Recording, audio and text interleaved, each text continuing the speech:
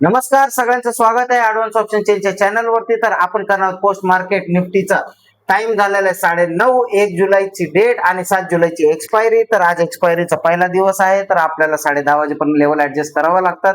त्याच्यानंतर आपण trade plan करतो. आता आपण काय करूया, डाटा रीड करायचा प्रयत्न करूया. रेजिस्टन्स साईडला 24,000 वरनं 23,900 ला शिफ्टेड फ्रॉम टॉप दाखवत आहे. 9:15 ची त्या शिफ्टिंगला मी कन्सिडर करणार नाही. सपोर्ट साईडला शिफ्टेड फ्रॉम सपोर्ट साईडला नो शिफ्टिंग येट, म्हणजेच माझा सपोर्ट स्ट्रॉंग आहे 23,900 ला. व्हॉल्यूम आणि ओवाय चेंजमुळे ओवाय 93% दिसतो. पर्सेंटेज ग्राफ एकदा ओपन करून चेक करूया. पर्सेंटेज ग्राफ इन्क्रीजिंग आहे का डिक्रीजिंग आहे. पर्सेंटेज जर इन्क्रीजिंग असेल म्हणजेच इन्क्रीजिंग टू फ्लॅट आहे. सपोर्ट स्ट्रॉंग होताना दिसतोय कुठे, 23,900 ला. रेजिस्टन्स स्ट्रॉंग आहे 23,900 ला. त्याची वीकनेस दिसते 24,000 वरती. पर्सेंटेज ग्राफ ओपन करून चेक करूया. पर्सेंटेज ग्राफ इन्क्रीजिंग मला दिसत आहे, म्हणजेच रेजिस्टन्स शिफ्टिंग टुवर्ड स्टॉप आहे. तर माझा कॉलचा ट्रेड प्लॅन झाला पाहिजे कुठून तर 23,900 चा सपोर्ट, 23,950 च्या सपोर्ट वरून मी कॉलचा ट्रेड प्लॅन करणार आहे. 24,000 सपोर्ट वरून कॉलचा ट्रेड कधी करू शकतो, जर सपोर्टचा वीकनेस 24,000 वर जर आली तर तिथनं मी कॉलचा ट्रेड प्लॅन करणार आहे, अन्यथा नाही करणार. आपण 3 मिनिटं पुढे जाऊया आणि चेक करूया. आपण 10:30 ला जाऊया, कारण 10:30 नंतरच आपण ट्रेड करतो.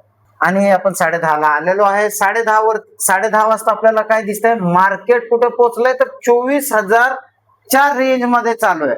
24,000च्या रेंज मध्ये असेल तर आपण काय करू शकतो, 24,050 R+1 तिथनं मी पहिल्यांदा जर टच झाला तर मी तिथनं पुढचा ट्रेड करू शकतो, काही प्रॉब्लेम नाहीये. जर मला पुढचा ट्रेड करायचा असेल तर 24,050 चा रेजिस्टन्स किंवा रेजिस्टन्स 24,000च्या खाली येऊन क्लोज झाला, मार्केट जर 24,000च्या खाली येऊन जर क्लोज झाला तरच मी तिथनं पुढचा ट्रेड बनवू शकतो, नाहीतर पुढचा ट्रेड बनवणार नाही.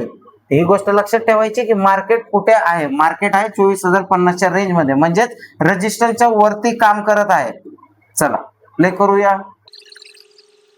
मार्केट लेवलच्या खाली क्लोज झालेला आहे, तर रेजिस्टन्सच्या खाली क्लोज झाल्यानंतर आपल्याला लेवल वरती रिटेस्ट आला तर आपण पुढचा एक ट्रेड प्लॅन करू शकतो.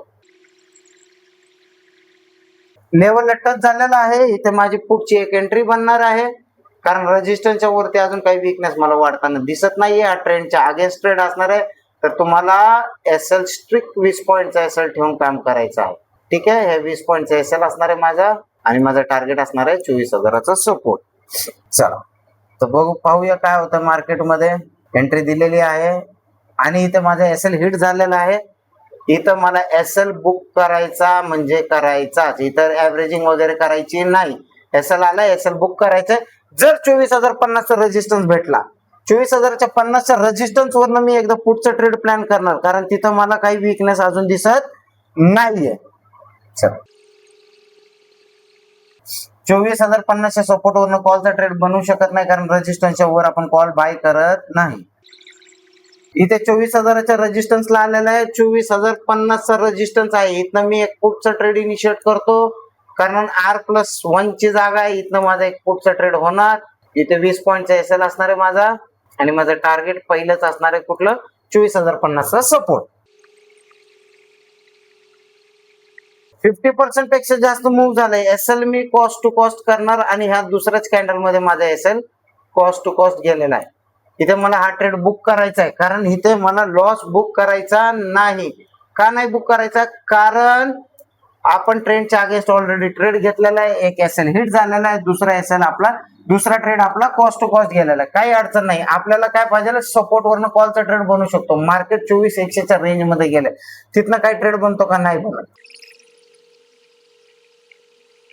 मार्केट 24,050च्या रेजिस्टन्सला परत टच झालेला आहे, तरी आपला ट्रेड बनत नाही, कारण रेजिस्टन्स वरती वीकनेस दिसते मला. आता मी सेफ ट्रेड करणार, ऑलरेडी माझा एक एसएल गेलेला आहे, आणि इथं माझा ट्रेडिंग टाइम संपलेला आहे. 2 वाजून गेलेले आहेत, तर मला नवीन ट्रेड इनिशिएट करायचं नाही. तर ओव्हरऑल आज ब्रेक असा आहे, तर एक एसएल दिलाय आणि एक कॉस्ट टू कॉस्ट गेला, काही प्रॉब्लेम नाही. आपला जर दिवस रेड मध्ये असेल तर आज पहिला दिवस होता, महिन्याचा पहिला दिवस आहे. बाकी अजून आपल्याकडे 21 दिवस आहेत ट्रेडिंग करायला, त्याच्यामुळे घाबरायचं नाही. लॉजिकली एसएल गेला तर चालेल, पण इलॉजिकली आपल्याला प्रॉफिट पण नकोय, ही गोष्ट लक्षात असू द्या. ठीक आहे, व्हिडिओ आवडला असेल तर लाईक, शेअर आणि सबस्क्राईब करायला विसरू नका. भेटूया इव्हनिंग वेबिनार मध्ये. इव्हनिंग वेबिनारची लिंक कुठे भेटेल, तर तुम्हाला होम पेज वरती जायचंय. होम पेज वरती आल्यानंतर फ्री इव्हनिंग वेबिनारची लिंक इथं 6:45 ला ऍक्टिव्हेट होईल आणि गेट नोटिफिकेशन वर क्लिक केलं तर तुम्हाला व्हॉट्सअपची लिंक भेटेल. तिथे तुम्हाला मॉर्निंग अनालिसिस, पोस्ट मार्केट आणि इव्हनिंग वेबिनारची पण लिंक भेटेल. नवीन काही इव्हेंट्स असतील तर त्याची पण माहिती तुम्हाला तिथे भेटेल. धन्यवाद.